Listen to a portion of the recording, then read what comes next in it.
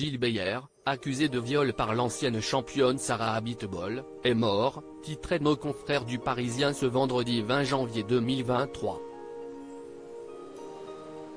La nouvelle a laissé les victimes présumées de l'ancien entraîneur de patinage artistique d'autant plus sous le choc qu'un procès aurait dû s'ouvrir d'ici quelques mois.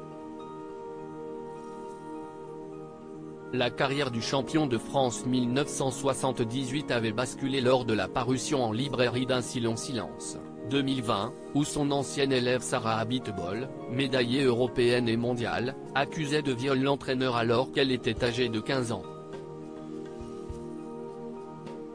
Les faits présumés étant proscrits, la femme de Stéphane Bernardi n'avait pas porté plainte. Dans la foulée, Gilles Beyer avait cependant été écarté de son poste de directeur du patinage artistique au club parisien des Français volants. « Je suis sous le choc. Il part avant d'être jugé, j'aurais aimé qu'il y ait un procès », confie Sarah Abitbol dans les colonnes de l'Op.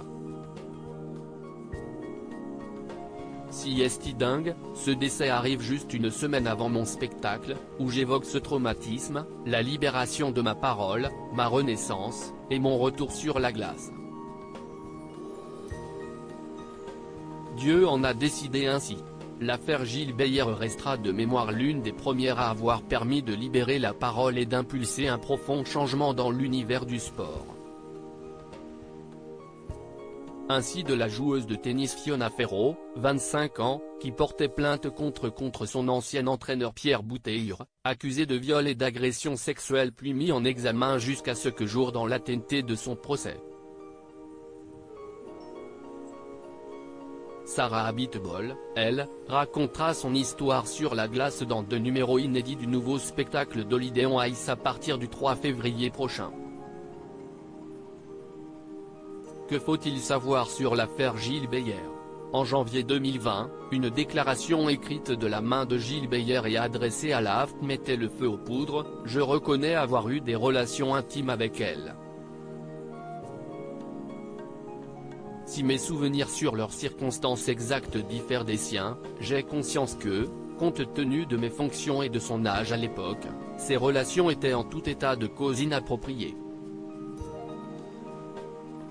L'ancien entraîneur avait déjà été suspecté d'avoir eu des gestes tendancieux avec une autre de ses anciennes élèves, Laetitia Hubert, lauréate du titre mondial junior en 1992. Un comportement plus que déplacé qui lui avait également valu de faire l'objet d'une enquête administrative au début des années 2000. Malgré les excuses présentées par voie de presse à Sarah Abitbol, Gilles Beyer avait été placé sous contrôle judiciaire en 2021. Il aurait dû prochainement répondre au tribunal d'agression sexuelle par personne ayant autorité et harcèlement sexuel par personne ayant autorité.